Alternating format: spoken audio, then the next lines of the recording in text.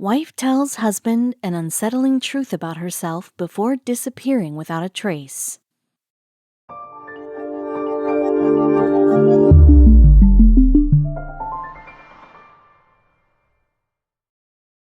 But before we start, please make sure to subscribe to m&rtv and hit the bell so you never miss any upload from us.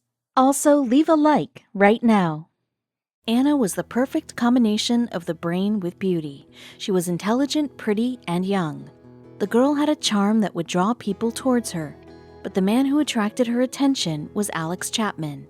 The two met at a party and got along instantly. The two looked perfect together. They tied the knot after dating each other for 5 months. Their marriage marked the end of their love story and the beginning of another one that was full of dark twists and secrets. The beautiful Anna began to change after marriage. Soon she became a stranger for Alex. There was no love, trust, or understanding between them. The only thing that remained between them was many secrets that Anna had kept from him all throughout their marriage. Secrets that later on cost the U.S. Before disappearing, Anna told him a secret about her family that took his breath away. Anna was completely a new person to him now. He felt as if he was living with a big lie throughout his marriage. Alex said, "I thought I knew her." Anna was born in Stalingrad, Russia, in February 1982. She was born into a wealthy family and had always lived her life in luxury. The girl grew up to be beautiful and very intelligent with an IQ of 162. Both of her parents were working. Her mother was an eminent teacher and her father was a prominent Russian diplomat. The woman was very much attached to her father. However, due to work, her father lived in Kenya. Anna had excelled herself as a student and continued to achieve her ladder of success. There was way more to her. She soon moved to Moscow to pursue her master's in economics from the People's Friendship University of Russia. Anna loved traveling, and so she would often fly to different parts of the world exploring them. In the year 2001, she made it to London. The girl loved London and especially its nightlife. She started hitting clubs every night. Very soon she had adapted to the local nightlife in London. It was during one of her visits to clubs when she met Alex Chapman. Alex fell in love with her instantly. He reminisced, "I knew right away I had to talk to her." The charm of Anna had made him smitten. Little did he know he was going to regret his decision a few years later. Alex gathered all the courage he had and stepped towards her. He reminisces, "Anna was the most beautiful girl I'd ever seen in my life. I plucked up some courage and went over to her and said, 'I'm sorry, but you're the most gorgeous girl I've ever seen.' She turned around and looked at me and said, 'My God, so are you.' I never expected that, but we got talking and spent the whole night just chatting until about 7 a.m. People go on about love at first sight, and until then I had thought it was a load of rubbish. But as soon as I saw Anna, I knew I had to be with her." They felt very comfortable with each other and so started meeting. They did not hesitate from admitting their feelings to each other, and that is how their love story began. It was going smoothly. They dated each other for 5 months. Anna would meet him by shuttling between Moscow and London. It seemed like they were living a dream. Alex was 100% sure about Anna and their relationship. So after dating for 5 months, they got married. However, they kept it as a secret from their parents because they knew that they would never approve of their marriage. Keeping their marriage a secret was tougher than they had expected. Anna would fly back and forth from Moscow to London to see Alex. Anna was still pursuing her studies, and that is why she could not get much time to spend with her husband. Alex would wait for weeks, not knowing what his wife was doing on the weekdays. Alex was a cool dude who loved partying and hanging out with friends. He loved to show off his pretty and intelligent wife to his friends. Just like Anna, Alex too loved going on trips. So whenever Anna would get time off her studies, they would go on long trips. Few months had gone by and it was time for Alex to meet Anna's father. The pair flew to Africa to visit her parents. No need to say Alex was nervous and excited at the same time. However, his meeting with her dad did not go the way he had expected.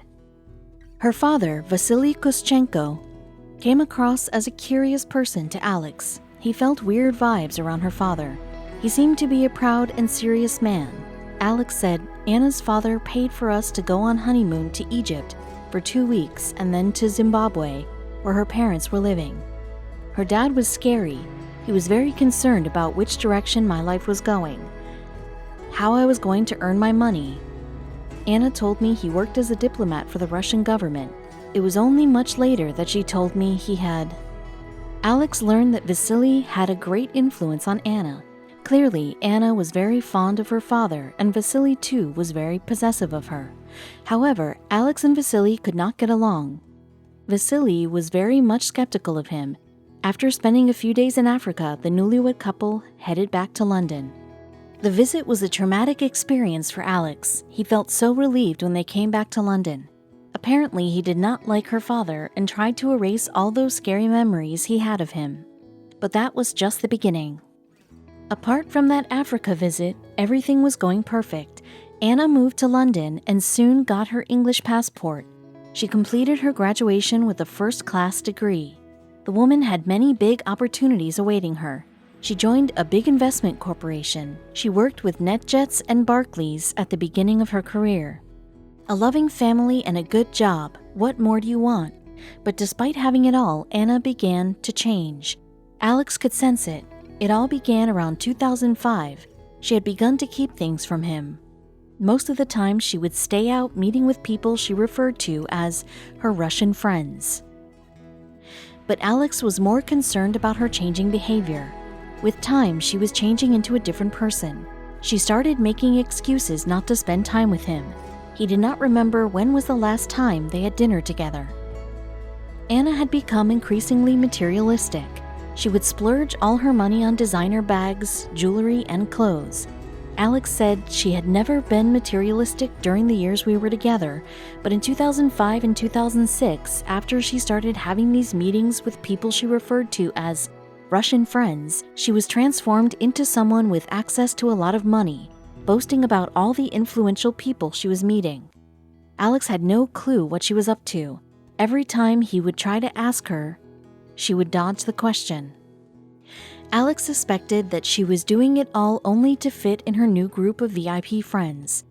Every night she would be out attending parties and mingling with new people, and back at home, she would talk only about people she used to meet at those parties. The distance was creeping in between them. Alex recalled it was like someone having a midlife crisis but in their 20s. She would arrange to go out, but when I said I would join her, she told me not to bother because they would all be speaking Russian. She was adamant I wasn't to meet them. The couple was no more a happy couple now. Most of their conversation would be about blaming each other. Clearly, their marriage was collapsing. They would not talk much. It seemed like two strangers were living in a house. Alex said she fell in with a group of people who had a lot of influence. She would go to film premieres and became arrogant and obnoxious, always going on about powerful people she was meeting. Anna would rarely show up at her home. Alex thought that maybe her Russian friends were having too much influence on her, but little did he know that Anna was the game planner. She was up to something that he could not have imagined ever. 2006 was the year that marked their divorce. Anna decided to move back to Moscow. Oddly enough, she was going to leave behind her well-paying job and connections that she had made over the years. It did not go well with the nature of Anna. There was a lot of things about Anna that Alex did not know. Before leaving him forever, Anna decided to tell him a big secret of her family. It was about her dad, the same person that sent out weird vibes. Her father was not any other diplomat. He had worked as a top agent in the KGB, the spy agency of the Soviet. This was one of the blows that Alex was not going to get. The news got him so stunned that he could have been knocked down by a feather. Unfortunately for the man, he was going to realize that he had not married a girl, but a body layered with many secrets. Thereafter, the woman shifted back to Moscow. Many years passed by, but there was no news of Anna. People suspected if she was alive. She was gone from the world. Nobody knew a thing about her except for her family and a few close friends. Alex, too, had forgotten about her until she started to make news again. The woman reappeared in New York City. She had relocated to the US, but why? The woman never liked the country. In fact, She used to make fun of American accents whenever she heard one on TV or radio. What had happened in those low-key years of her life that she had decided to move to America? The woman was back. She took up a job and soon elevated to the position of the head of an international real estate business. In her free time, she could be seen making friends with people coming from the high strata of society. Anna soon got into a rumor. The rumor was that she had started seeing Michel Bitan, New Jersey tycoon. The man was extremely wealthy and successful in his business. She had met him at a party. It was one hot day of 2012 summer. Anna got a call from a stranger calling himself Roman. The man on the other side of the phone claimed that he is a Russian consular official. He wanted to have a meeting with Anna, so asked her to see him at a coffee shop. He asked her to use a code phrase. First thing the man said to her when they met was, "Didn't we meet in LA last summer?" To which Anna replied, "No, I think it was the Hamptons." Well, it was the code phrase the man was referring to in the call. Roman had worked for her. The man asked her if she can pass a fake passport to a man who allegedly is a spy the next day. The location was finalized. Now they just needed someone who could do the work of delivering the passport for them. Anna had never seen this man before. Moreover, no one had ever given her any instruction like this one. So initially, she did flinch, but after pondering a while, she took the passport from him and agreed to do the job. Even after taking the passport, she was not sure. So when she was done with her meeting, she got herself an untraceable burner phone and called her father to seek his opinion. Her father suggested her otherwise. Vasily, too, found it odd, so he told her to give the passport to the police immediately. If it's a trap, that is the only way out.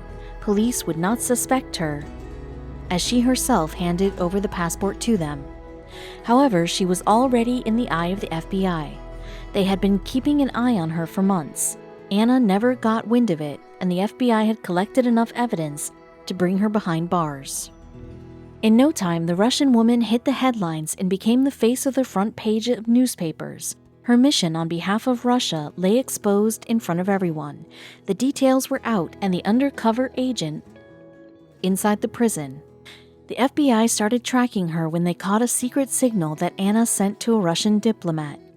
She transmitted the signal from a bookstore in New York. It was from there an FBI had started keeping her under watch.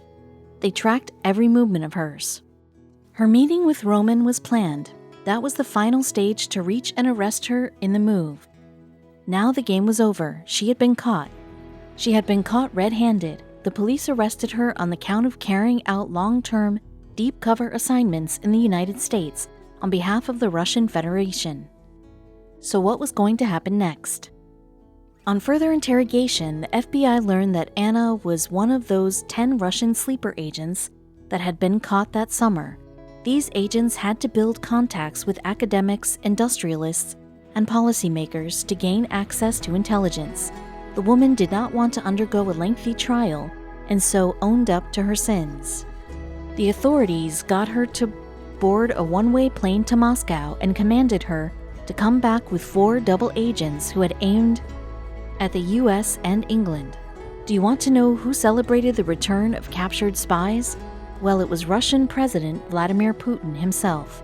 One point to note here is that Putin himself has served as an agent for KGB. Anna, too, had not imagined this. She and other uncovered agents were treated as heroes. The government had arranged a huge ceremony in their honor. The celebration was all about fanfare and patriotic music. Anna Chapman had become a household name now. It was beyond everyone as to how she managed to pull off such a big task, that too on her own. The woman began to give several media appearances in Russia. People even started dubbing her Russia's most glamorous spy. In one of her interviews, she answered the question. She said that the secret weapon that she put in use every time she faced any difficulty was the art of seduction. Some people suspect that she even tried to seduce Edward Snowden, an American whistleblower. The assumption has been derived from one of her tweets that she directed to him, "Will you marry me?" However, Snowden is not sure if she was joking or was serious. Anna, on the other hand, prefers to dodge the question whenever asked about her tweet and Snowden. Alex, her estranged husband, had appeared in many interviews talking about his relationship with Anna during her stint in jail. In many interviews, he admitted that he was not surprised when he learned about Anna's arrest. He explained, "Whether or not she's a spy, who can say? But when I read about her being arrested, it wasn't that much of a surprise, to be honest. It made sense because of all of her erratic behavior, all these high society people she was going on about. When I told my mother, she said, 'I knew it.'" The man was discovered dead in May of 2018. According to reports, he died of natural causes. One of the family members said, "It was very distressing at the time, but he died from natural causes. There was nothing suspicious about his death. His father dealt with everything, and it was very sad, but I don't want to go into any further detail. However, there are a bunch of people who suspect it." Alex was 36 years old when he died. Anna, on the other hand, was enjoying her fame. She was running a financial consultancy, fashion boutique, and appeared in many glamorous photo shoots. The woman soon rose to become a multimillionaire. The woman appeared in a local TV show and took to politics, but that was not what surprised her fans the most. The woman disappeared again in 2015. Before her disappearance, she used to post on social media on a daily basis, but for some time she just got vanished out of thin air. Later on, it was revealed that the woman was hiding her baby bump. She came back to the limelight after giving birth to a baby boy. However, the identity of the father of her son is still a secret. Post her pregnancy, the woman has shifted her focus from modeling to a political youth movement. She has won the seat of Young Guard of United Russia. Since then, Anna can be spotted engaged in educating young people